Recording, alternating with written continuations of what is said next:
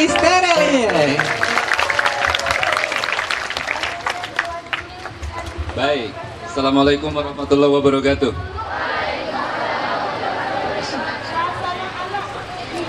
Baik, siapa yang sudah pernah menonton film Hafalan Salat Delisa? Yuk ngaco. Nangis nontonnya. Tapi sudah pernah bilang aku cinta ibu karena Allah? Belum? Oh, itu berarti nangisnya gombal saja. Nopal hujannya. Oke, baiklah. Baik, tapi adik-adik sekalian, hari ini saya hadir di depan kalian untuk bicara tentang dunia kepenulisan. Jadi, 1,5 jam ke depan, saya akan memberikan kalian materi tentang bagaimana menulis yang baik. Di sini kurang lebih ada sekitar, katakanlah, aku nggak tahu persis ini berapa ini, 400, 500, ya kurang lebih begitu ya. Saya nggak tahu akan seberapa banyak di antara kalian yang mau jadi penulis. Ada yang mau jadi penulis di sini? Penulis bareng. Siapkan pulpen dan kertas. Siapa yang nggak punya pulpen dan nggak punya kertas? Ngacung. Pinjam. Yang nggak punya pulpen dan kertas, pinjam.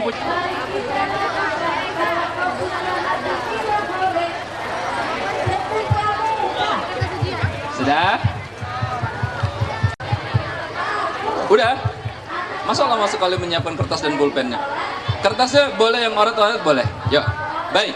Adik-adik, hal yang pertama yang ingin saya ajarkan ke kalian adalah tentang topik tulisan. Banyak sekali penulis pemula yang bilang, aku tidak punya ide tulisan. Banyak kan? Terutama juga kalian, boleh jadi ketika disuruh nulis, di kepala kalian langsung muncul, aku tidak punya ide tulisan. Saya akan membuktikan hari ini kalau kalimat tersebut sebenarnya dusta saja. Ayo, kita lihat bakatnya anak-anak siap. Oke. Yang pertama, pada suatu pagi ayahku memanaskan motor Vespanya yang berwarna hitam. Vespa itu kesayangannya karena pemberian dari orang tuanya. Terima kasih. Yuk, siapa lagi mau saya bacakan? Kamu curhat. Saya bacakan ya, keren sekali anak siap. Merasakan hal-hal seperti ini sangat menyiksaku. Sama hal seperti saat aku menulis kata ini dengan tinta hitamku. Kamu kalau nulis novel remaja yang bacanya kelepek-kelepek dong. Ya, siapa lagi? Oke, cowok, cool.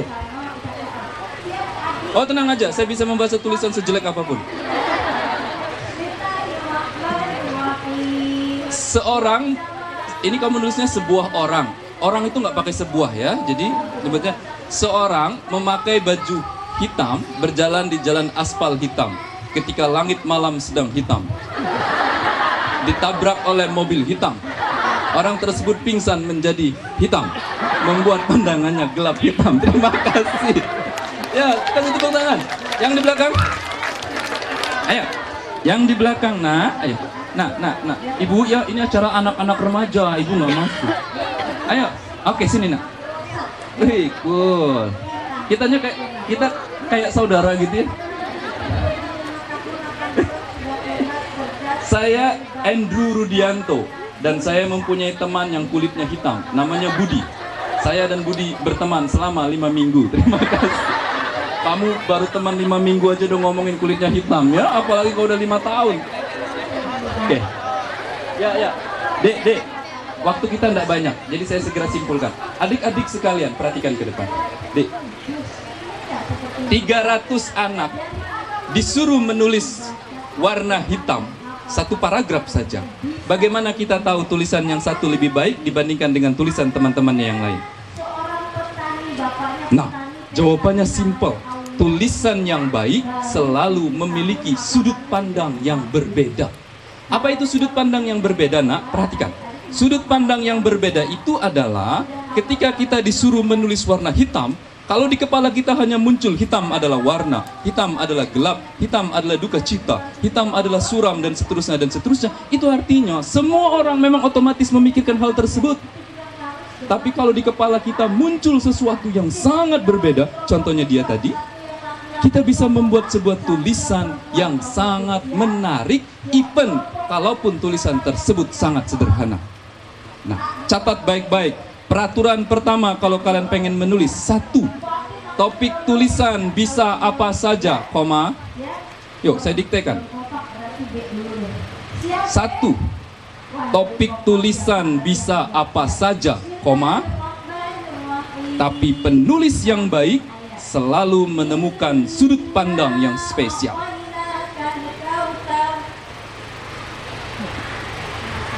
Topik tulisan bisa apa saja, tapi penulis yang baik selalu menemukan sudut pandang yang spesial. Tuliskan satu paragraf yang di dalamnya ada kata hitam. Gunakan sudut pandang yang berbeda. Ada yang sudah? Kamu sudah? Kamu sudah belum? Aku lihat. Sini aku baca. Aku bacain.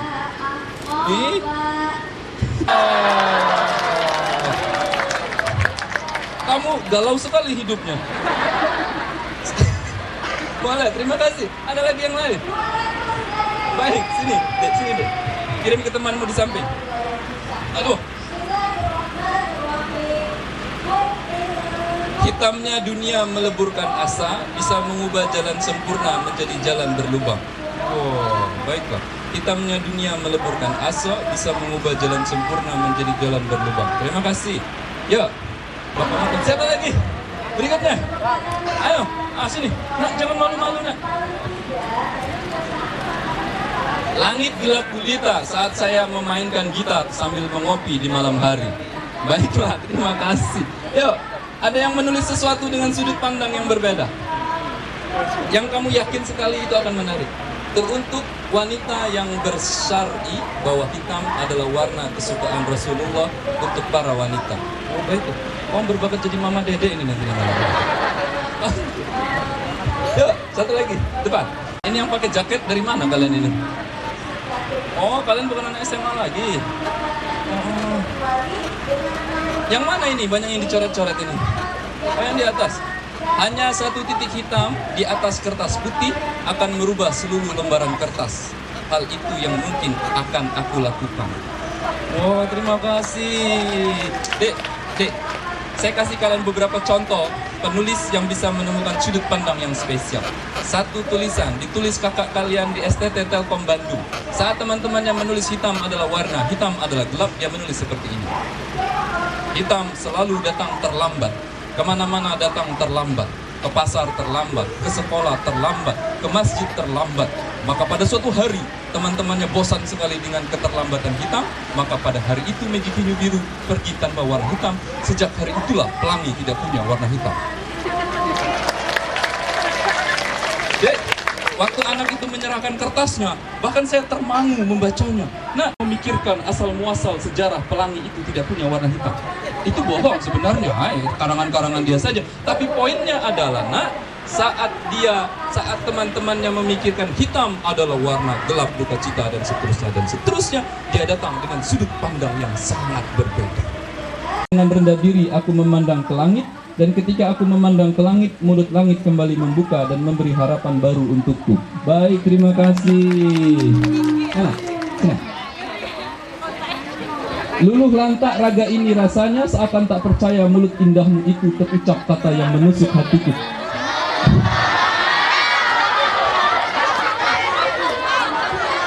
Kamu namanya siapa sih? Rizky. Pacarmu berapa sih sebenarnya? Dari tadi poinnya sama saja dari dua tulisan. Rizky, terima kasih. Yuk, ada yang menulis tentang mulut yang betul-betul berbeda. Ribuan mulut berusaha memerintah, mulutku hanya bisa mereka. Apa maksudnya? Baiklah, pokoknya kita pahami saja lah ya. Terkadang saya ingin membuat kamu bahagia dengan ucapanku, tetapi memakai cara yang salah. Baiklah. Oke, Dek. Coba. Dek, nih kan? Jadi menarik sekarang kan? Nih, saya berikan kalian kabar buruk dan kabar baiknya. Kabar buruknya adalah, izinkan saya mengucapkan hal ini. Nah, hari ini di sekolah-sekolah sangat minimal anak-anak dilatih dengan sudut pandang yang spesial. Kabar buruknya, kalian kalau belajar bahasa Indonesia kebanyakan hanya diajarkan tentang deduktif, argumentatif, persuasif, tip dan seterusnya. Datang ke saya, ada yang nanya, Bang Tere, apa itu kalimat yang indah? Apakah subjek, predikat, objek, keterangan dan seterusnya. Hari ini itu kabar buruknya, nih. Tapi kabar baiknya adalah hari ini sudah banyak guru-guru yang memahami poin ini. Dan hari ini saya datang di hadapan kalian menyampaikan hal yang sama. Kalau besok lusa kalian pengen jadi penulis, mulailah dengan memikirkan sudut pandang yang berbeda. Kabar baiknya kalian masih muda. Dengan kalian masih muda, memikirkan sudut pandang yang berbeda itu enak sekali. Lantas, dengan semua peraturan yang saya sudah jelaskan tadi, bagaimana akhirnya saya bisa menjadi penulis yang baik, Bang Tere? Jawabannya nak, simply latihan. Malam ini pulang dari sini, kalian buka laptop kalian atau komputer, jangan nyalahkan dulu. Bercermin sebentar di kaca yang gelap itu tuh. Kan gelap bisa cermin. Itu ada aku di sana. Wah, saya besok lusa bakal jadi penulis terkenal, bahkan lebih terkenal dibandingkan Terelie. Wah, itu ada saya dan seterusnya dan seterusnya. Nah, itulah kunci keberhasilan kalau kalian pengen jadi penulis. Kalian punya semangat, passion, gairah untuk menjadi penulis, setiap hari terus menulis. Setiap hari tulislah minimal 1000 kata. Selama 180 hari ke depan. Persis di hari ke-181 kalian sudah menjadi penulis sama baiknya seperti Terelie. Pegang kata-kata saya. Tapi Bang Tere, saya cuma kuat 20 hari. Nggak bisa. Kalau di hari ke-20 kalian berhenti sehari, kalian ulang dari hari pertama. Di hari Kalian tanam pohon itu persis waktu kalian Terelie dia nyampaikan teknik menulis lah itu ya. Jadi orang selalu menganggap menulis itu sulit, tidak punya ide gitu. Jadi dia ngasih gambaran bahwa menulis itu semua orang bisa lakukan asal mau dilakukan setiap hari. Jadi kebiasaan intinya. Menulis itu sebuah kebiasaan. Setelah jadi kebiasaan, semua orang bisa menulis. Dan itu bukan sesuatu hal yang sulit lagi. Mungkin gitu. Perkenalkan, nama saya Luken Komaladewi. Saya berasal dari SMA 2 Siak.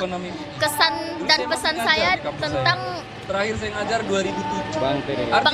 Bang Terelie ini, dia itu penulis yang sangat profesional dan sangat aktif, bagus untuk memberikan penulis dia itu karya dia yang bagus, karya dia yang sangat menarik untuk ditonton. Ditonton itu maksudnya itu karya dia yang udah difilmkan oleh sutradara-sutradara yang hasil karyanya yang dia buat cerpen. Saya sangat suka dengan karya tulis dari Bang Terelie. Terima kasih. Dari Sabila Al-Quraini dari Akademi Kebidanan Salman. Jadi barusan aja kami tadi diberikan informasi dari Kak Terelie langsung, yaitu penulis ternama. Ya menarik pembahasannya karena ya kan rata-rata yang pembaca buku Kak Tere ini kan remaja. Jadi ya tentu aja kita tuh pengen tahu apa sih tipsnya gitu. Jadi ya cukup menarik, banyak informasi yang kita dapat. Salah satunya tips bagaimana kita bisa menjadi penulis yang baik. Tadi cerita apa dia? Apa ini? Kak Teri tadi udah cerita bagaimana teknik penulis sebagai penulis yang baik. Terus bagaimana sih mendapatkan ide biar kita tuh nulisnya nggak kebingungan gitu.